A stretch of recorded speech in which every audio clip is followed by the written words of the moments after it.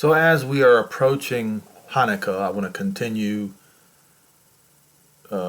reading Haggai, the first part of the first and the second chapter today. While Christians and some Jews are claiming that the temple must be rebuilt first, I'm telling you that's not true. When I say the temple must when they say temple must be rebuilt, they say the temple must be rebuilt before the blessing from Jehovah comes. That is not true. I'm going to prove it right now, and I also want to talk about, give you more updates concerning the tension that is continuing between East and West. In the second year of Darius, or Daravish, the king of Persia, in the 6th month and the 1st day of the month came the word of not the Lord, Jehovah. It is imperative that any of you English speakers use Strong's Concordance. It's available on Bible Hub. That is how I do these videos. So you can see with your own eyes how King James Version has polluted and even blasphemed the name Jehovah.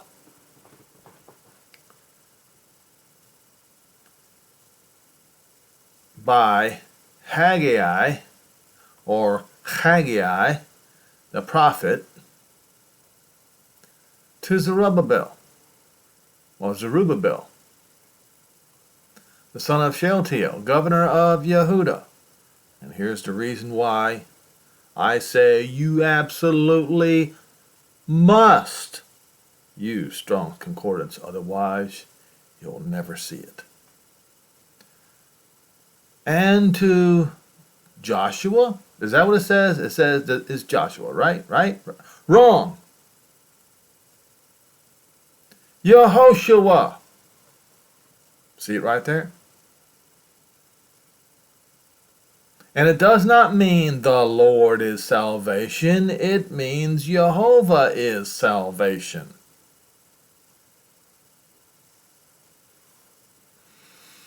Son of Josedek, the high priest, saying, thus speaks Jehovah of hosts, saying, this people, tell them the time is come. You see what they did, right? Do you see what they did? They put is not come, but to come, to go, to advance. They put in the opposite of what it says in Hebrew. The time that Jehovah's house should be built. Alright? Then came the word of Jehovah by Haggai the prophet, saying, it is time for you to dwell in your sealed, your covered houses, and this house lies waste, and you allow this house, my house, to lie waste? So he's telling them, build this temple. Therefore, this says Jehovah of hosts. Set your ways. You have sown much and you brought in little. You eat, but you don't have enough. You drink, but you are not filled with drink. You clothe yourselves, but you are not warm. And he that earns wages, he puts it in a bag with holes. Set your ways, go up to the mountain, Mount Zion, and bring wood, and build a house, and I will take pleasure and be glorified, says Jehovah. You looked for much and only found a little bit, and when you brought it home, to blow upon, says Jehovah of hosts, because my house is waste, and you run every man to his own house. Now, right here you see the people, yes, we will. We'll do it. Okay? We'll do it. But remember, Yehoshua, the son of Jehozadak, was the high priest.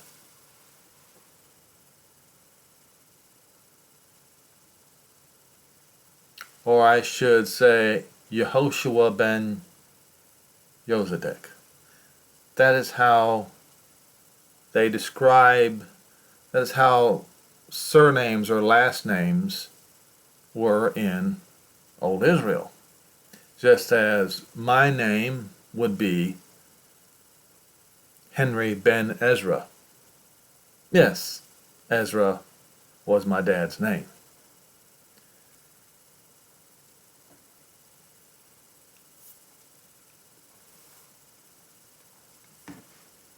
So, all the people obey the voice of Jehovah. All right, just as the word of Haggai the prophet said. Now,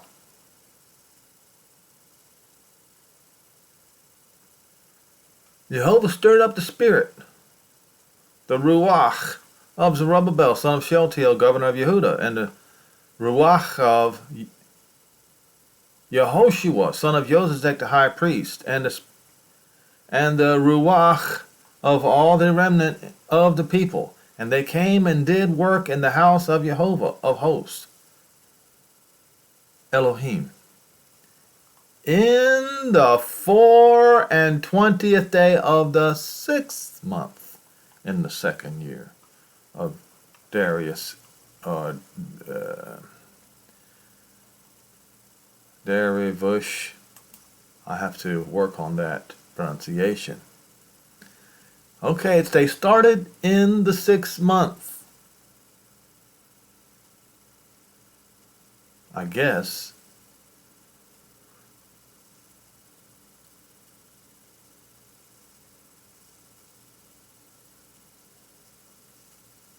In the 7th month, and the 20th day of the month, came the word of Jehovah by the prophet Haggai, saying, Speak now to Zerubbabel, the son of Shealtiel, governor of Yehuda, and to who again? Is it Joshua? Is it Yeshua? No. It's Yehoshua ben Jehozadak. See? Ben Yehoshua ben Jehozadak, the high priest. And to the rest of the people saying, Who is left among you that saw a house in this first glory? And how do you see it now?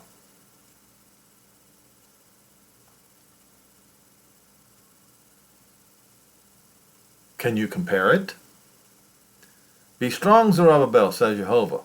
Be strong, Yehoshua ben Jehozadak, the high priest, and be strong, all you people of the land, of the Arets, says Jehovah, not the Lord, and work, because I am with you, says Jehovah of hosts, according to the word that I have covenanted with you when you came out of Egypt. So my Ruach remains among you, fear not, because, says Jehovah of hosts, one day, in a few, I will shake the sky, the Shemayim, and the earth, and the sea, and the dry land, and I will shake all the Gentiles, the Goy, and the delight of all the Gentiles shall come. That would be booty, as in wealth. And I will fill this house with glory, says Jehovah of hosts. So today they have, well, in 1967, United States of America rejected currency backed by gold, was it 1967? Actually, it started with FDR, and then it continued further with Richard Nixon. And now, they don't even want it to be backed by oil anymore. The currency that they want to do, blockchain type of currency, digital currency, is fake currency. I mean, at least currency backed by oil is backed by something. I mean, obviously not as good as silver and gold. But he's going to claim the silver in that particular day when he comes back to Jerusalem. The silver is mine, the gold is mine. So the delight, the desire of all the Gentiles shall come. That is the silver and the gold that they're going to have to bring with them. And the glory of the latter house shall be greater than the former, says Jehovah of hosts. In this place will I set shalom, says Jehovah of hosts, in the 24th day of the 9th month, on the 2nd year of Dariavish, came the word of Jehovah by Haggai the prophet, saying, this is what Jehovah of hosts says. Ask the priest concerning the Torah, if one bear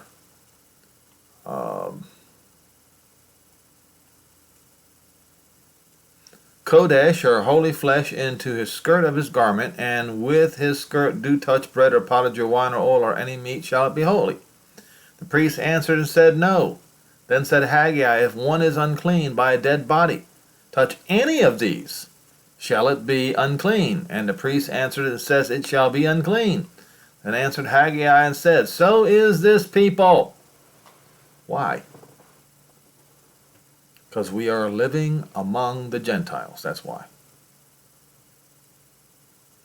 But in those days,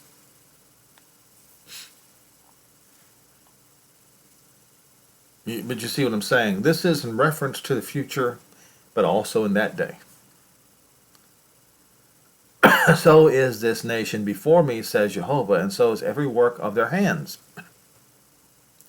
And that which they offer is unclean. And now, set this day. What day? The 24th day of the 9th month. What day is that? It's coming in just a few days.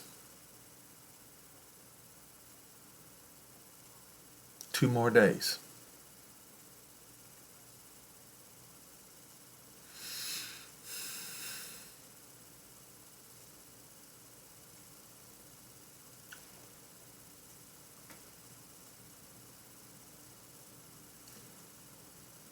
From before the stone was laid upon a stone in the temple. Apparently, that was in the days that Solomon laid the first stones.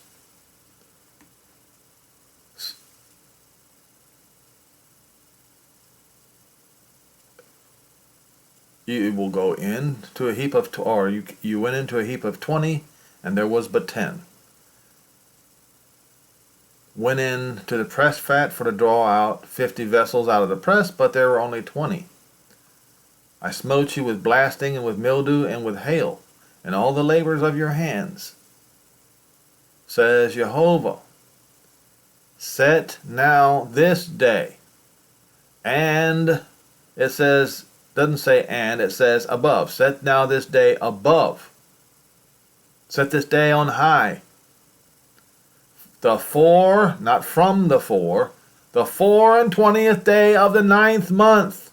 That is the day that the foundation of Jehovah's temple was first laid. Set it. The seed is in the barn.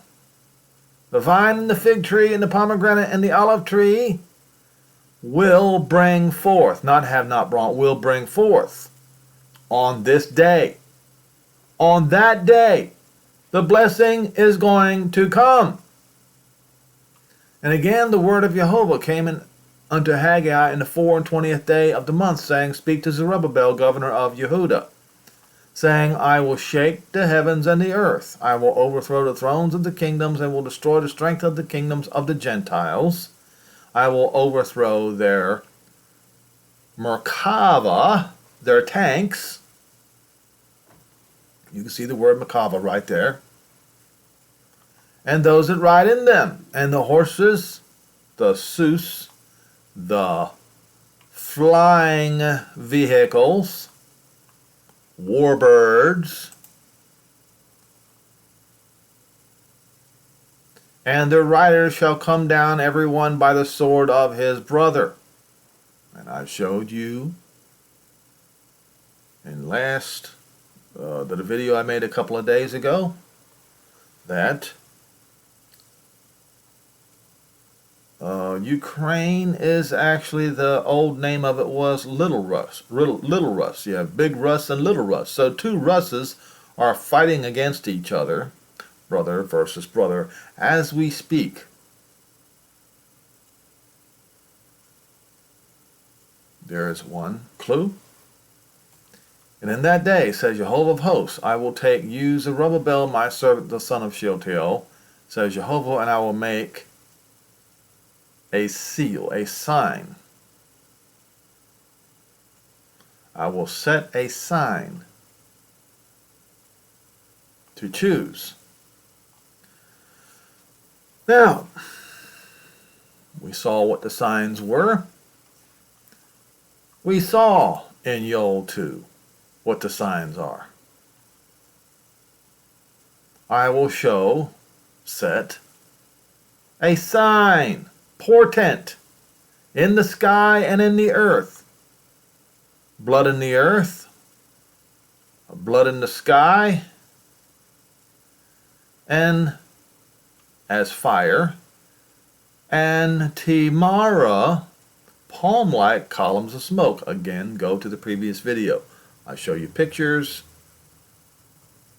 And the sun will be turned into darkness and the moon into blood before, or facing. Panim means facing the great and terrible day of Jehovah come. And it shall come to pass, or it says, whoso shall proclaim the Shem Jehovah shall be what? Shall slip away, shall escape, shall be of a certainty be rescued. Okay? Now, give birth. If you want to know the answer to being born again, that's what it means.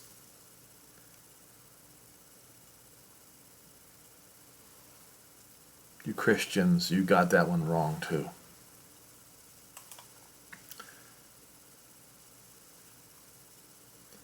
Shall be rescued, delivered, born again, escape to Mount Zion in Jerusalem is where deliverance, the escape, shall be, just as Jehovah has said in the remnant, the survivors, the last generation, those who remain alive. He will call. That's right. Now,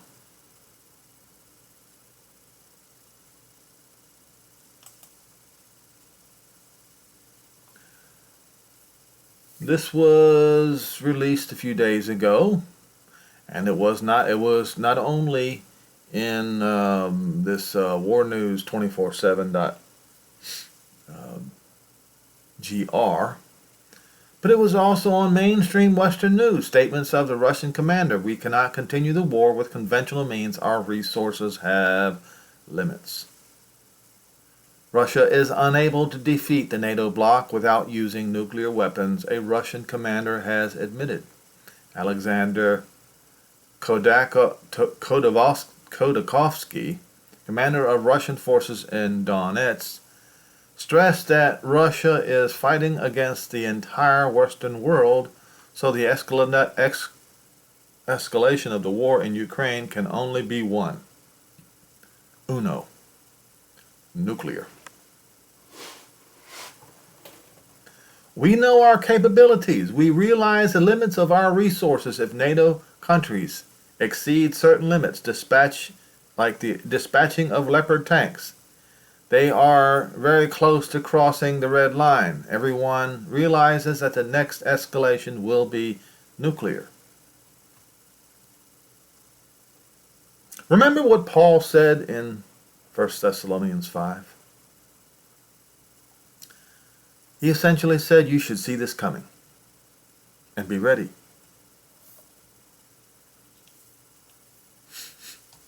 We do not have the capability to defeat NATO bloc by conventional means, but we have the nuclear weapons for that.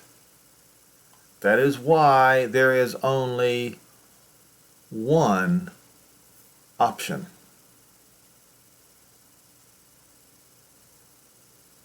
So, do you believe now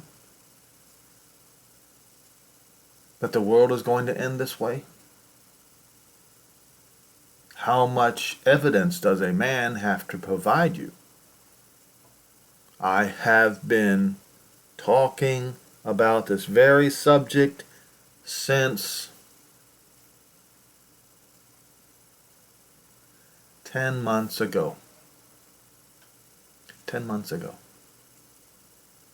Since they restarted this war with Ukraine.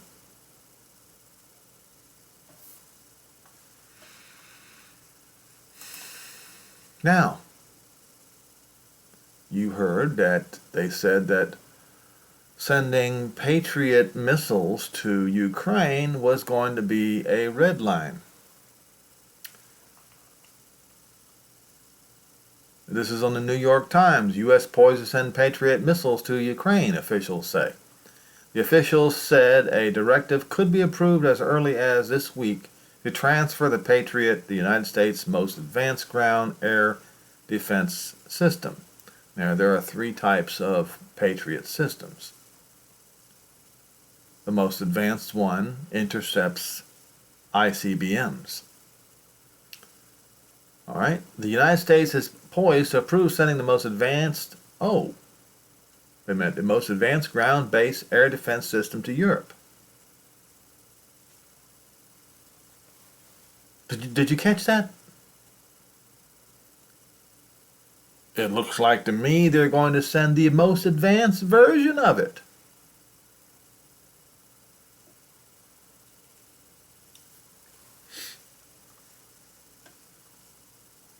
Are they expecting nuclear weapons to be launched into Ukraine? Is that what it is? So Russia is telegraphing through its generals that they have no choice but to launch nuclear weapons.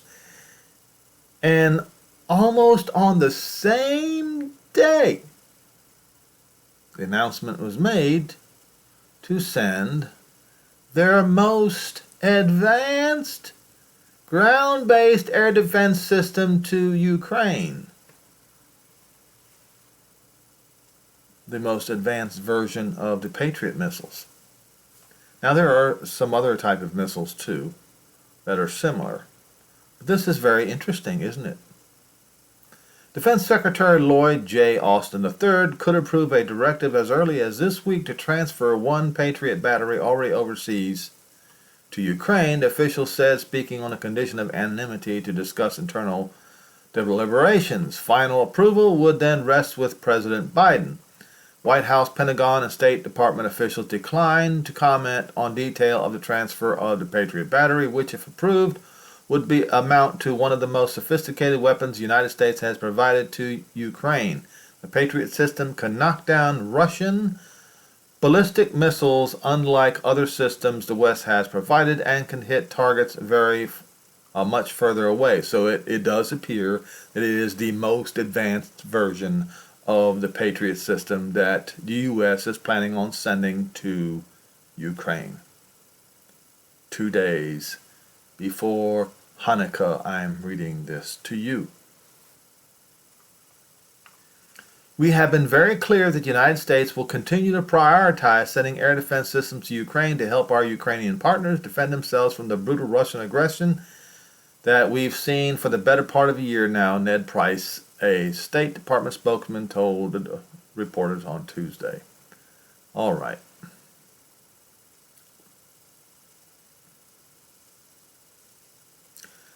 They say, how long would it take? I'm telling you that they have probably, very likely, have already trained Ukrainians for the Patriot missile system in Germany. Okay. So, a question was asked. When an ICBM is intercepted by a missile defense system, will the nuclear warhead detonate? So you see the reason why they're sending this. They are expecting nuclear weapons. Why else would they send the most advanced version of the Patriot missile battery? The answer is no, and the reason behind it has to do with a trick of physics. If you want to put a nuclear weapon on the end of a missile, you need a small weapon. Lofting a large weapon across the globe is much harder and requires exponentially larger rockets. It's much easier to make the bomb physically smaller than to make the rocket larger. But making a smaller weapon requires a faster fission reaction if you want to get the same amount of energy out of it. There is a number of ways to do that, but one of the easiest ways to speed up things is to use a faster fissioning fuel. Uranium-235 was the fuel used in the Little Boy, but plutonium-249 was the fuel used in the Fat Man bomb. Plutonium is a faster fuel, requiring less of it to make a bomb. But precisely because plutonium is a faster fuel, it's harder to work with. Uranium can be transitioned from subcritical mass, meaning shelf-stable, to a prompt critical mass, meaning exploding, by simply smashing it together. Just dropping it would do the job. But apparently, plutonium doesn't work like that. In fact, the Little Boy bomb, if dropped at the wrong angle, could very well have gone off on accident. But because plutonium is so much faster, it's harder to nudge from subcritical to prompt critical. Somewhere between the two is critical state, which is not unlike the inside of a nuclear reactor. In some state, the plutonium will generate energy enough to rip the bomb apart, but not so much as to create an explosion, a fissile, or a fizzle. The solution to this is to implode the plutonium. A precise arrangement of explosions creates an inward-moving spherical shock front, rapidly increasing the density of the plutonium and taking the assembly from the subcritical to the prompt critical. But that means that the bomb won't detonate unless those explosives go off at exactly the right time in exactly the right order. So you see, if a plutonium bomb is struck by a anti-ballistic missile, it will not go off correctly. This has to happen so fast that the lengths of the wires in the detonation system actually matter in terms of success or failure of the implosion, which means that even if explosives in the bomb were to go off during interception, they wouldn't go off in the right sequence and the detonation would fail. You'd still get a spray of radioactive plutonium all over the target area, so that'd be fun, but no massive nuclear explosion. Well, can you see what's going on now? And so, If Russia were to be forced, in their eyes, to be forced to fire nuclear weapons at the West, they couldn't just fire one or two. That wouldn't work. Why wouldn't that work? Well, because their advanced missile batteries would take them out. But if you shoot off enough of them, hundreds of them, some would slip through. Wouldn't they? Of course.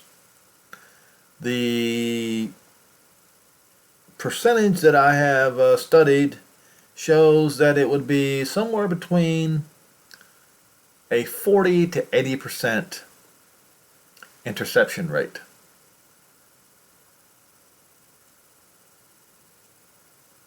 Which is why they would have to fire many of them.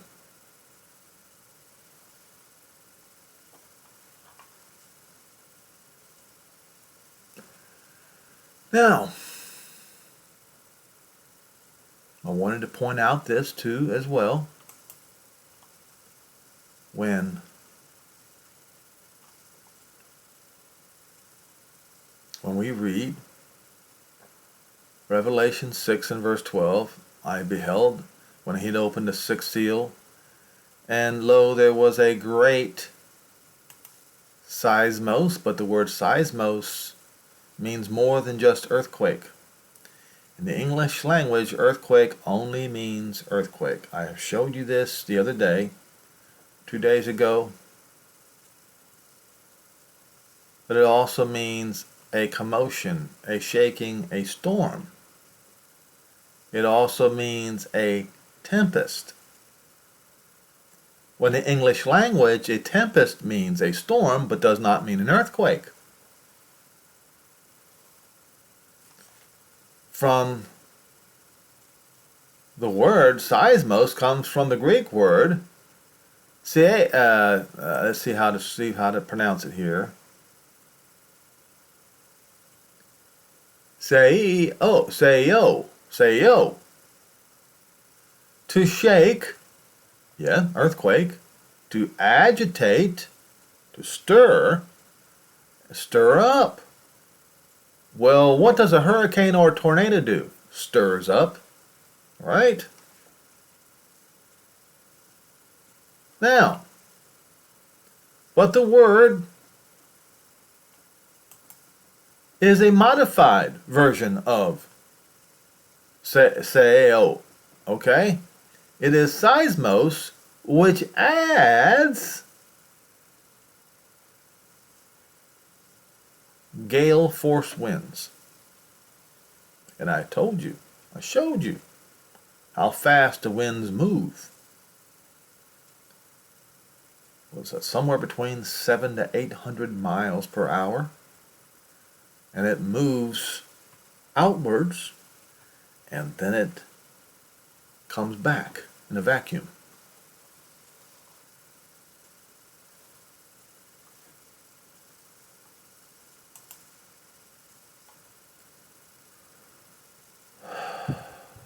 So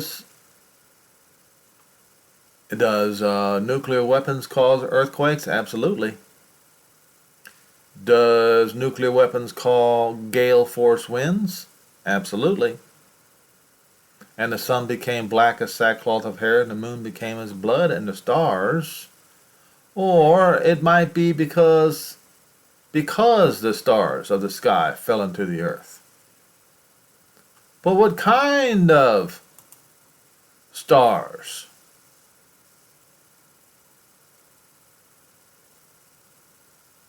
From the root star, probably as strewn over the sky.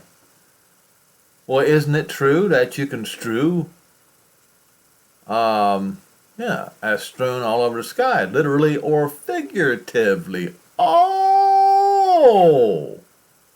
Literally or figuratively. Well, well, well. How do you like that?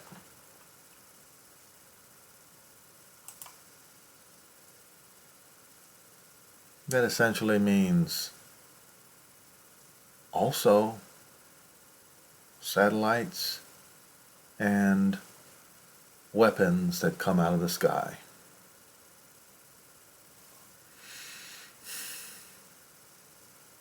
Fell into the earth the way a fig tree casts her untimely figs, many of them, when she is shaken with a mighty wind. And the sky parted asunder like a scroll when it's rolled together. So you take a roll that a scroll is rolled together and it's like that. That's exactly what a nuclear weapon does. And every mountain, is it also figuratively and literally?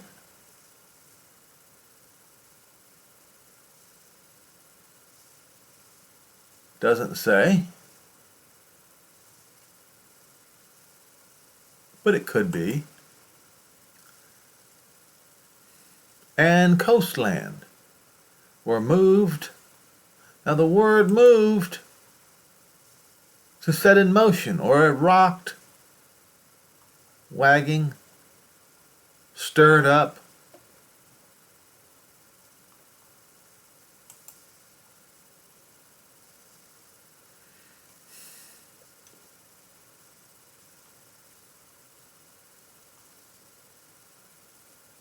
From out of their place.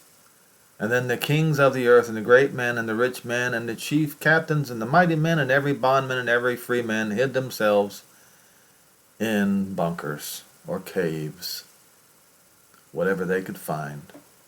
But what are you supposed to do when this happened?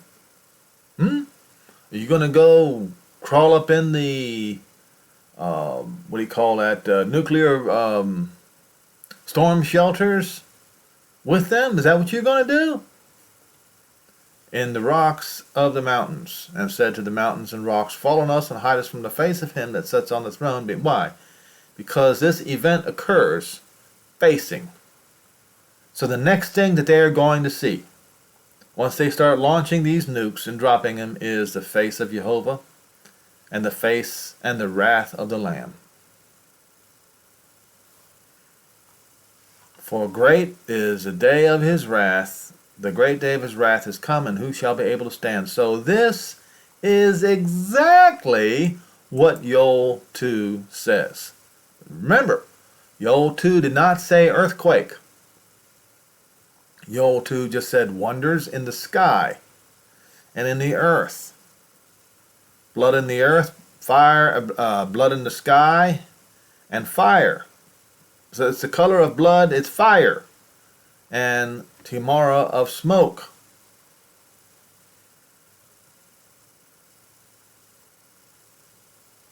So this is the same.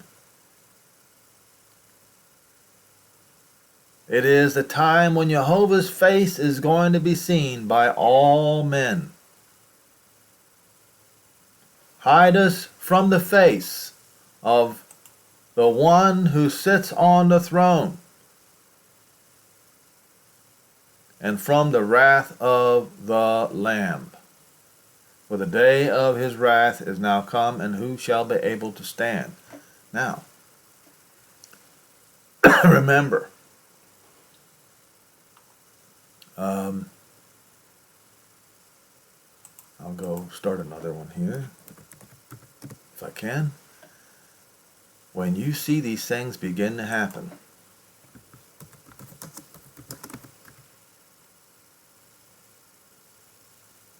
let's say,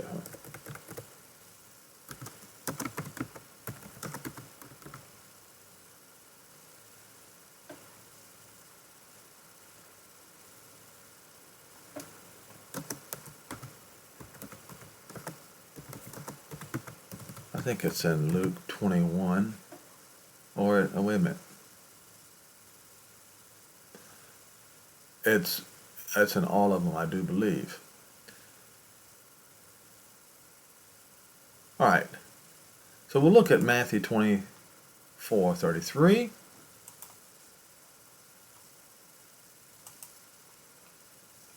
33.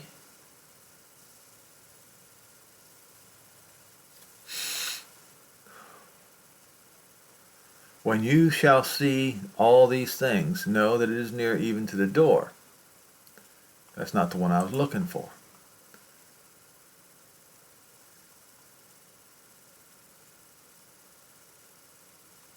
Then you see these, lift up your head, for you know your redemption draws nigh. Here we go. Your redemption. Yeah, that's Luke 21:28. All right.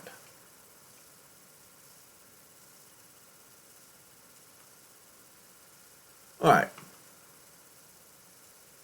So now we have step by step the series of events. The signs in the sun and the moon and in the stars. Or missiles. Figuratively, remember? All right? And on the earth, distress upon the Gentiles. With perplexity, the seas and waves roaring. Men's hearts failing. And remember what I told you. That the Russians, and I know the United States does too, they're not saying, nope, they're not talking about their stuff that they have. They have their tsunami-making nuclear weapons. Men's hearts failing them for fear for looking after those things which are coming upon the earth. For the power of the sky shall be shaken, and then they shall see the Son of Man coming in a cloud with the power and great glory. Now, should you go and climb in the bunkers with the Gentiles? I'm not going to answer that question personally. I'm just going to show you what it says, what Yehoshua said to do. And when you see these things begin to come to pass, then look up. That doesn't look like crawling in the dens and in the rocks and in the bunkers, does it? And lift up your heads. Look up. Raise yourself up. Don't go down in the hole. Raise yourself up. I raise myself up. I look up. I am elated. You are happy. Are you going to be happy when this happens?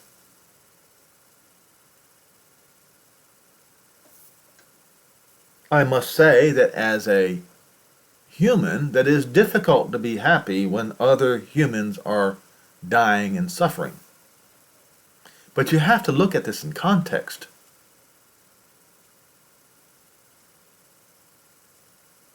Do you think that the Jews who survived the Roman invasion of Jerusalem on the year 70 on the Roman calendar, do you think that they were horrified? And what if you could raise one of them from the dead on this very day that we are talking about right now, where you are supposed to raise yourself up, look up, and be elated? Be happy. And then you tell them, that person who was raised from the dead, look, this is happening to the people who did this to you.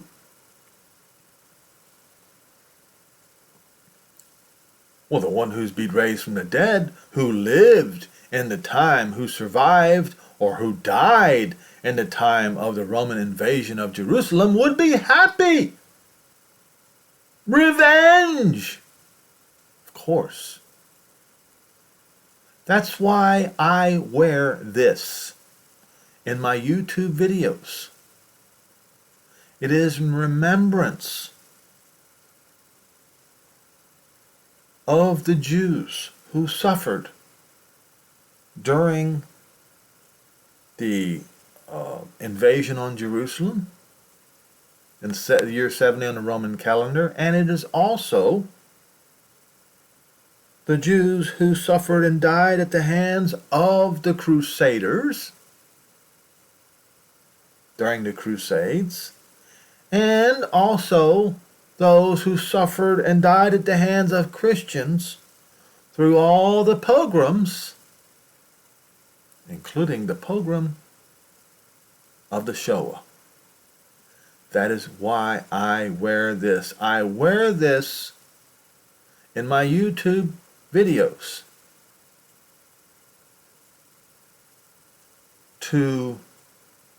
it is a way to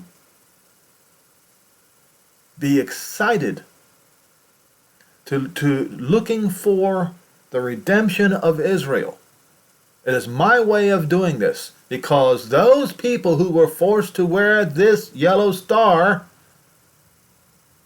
they are my brothers and sisters. They are my fathers and mothers. They are my children. They are my mishpacha.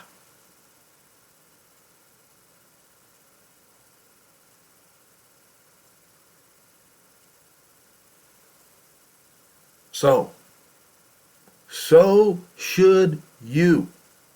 Remember, when these things begin to happen, you raise yourself up. Don't crawl down in the dirt. Raise yourself up and look up and be elated. Why?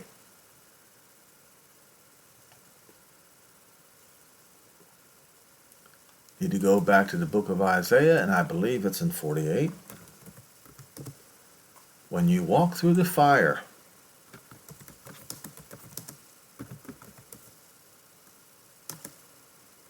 Isaiah 43.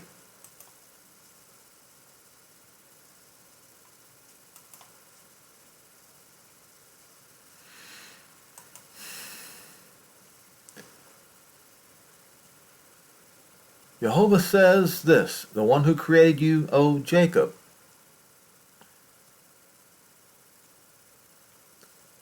that formed you, O Israel, have no fear. I have redeemed you as a redeeming kinsman. I have proclaimed your name. You belong to me. So when you pass through the waters, when you go across the Atlantic Ocean, I will be with you.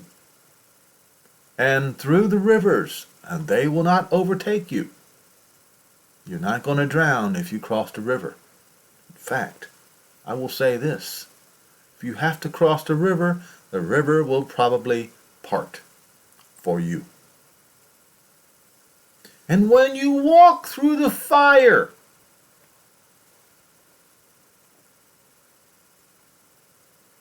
you shall not be burned. Neither shall the flame touch you. So don't worry. When this happens, that is the sign. When these nukes start falling out of the sky, that is the sign. There's no need to go crawl up in the bunkers. No. No, do the opposite.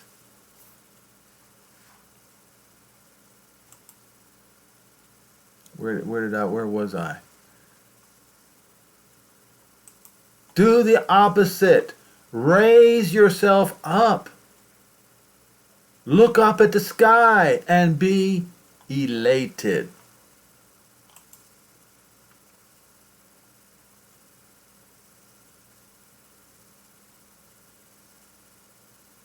To lift up your head, because your redemption is near. All right? So don't be afraid when these things begin to happen. You see the storm on the horizon. You know it's coming. Get ready. Have your bags ready. Have your things ready. And don't be afraid. Be happy when these things begin to happen. All right? Again, one more time. Do not be afraid, but proclaim the name Jehovah, because that is the name that shall save you. Happy Hanukkah to everyone.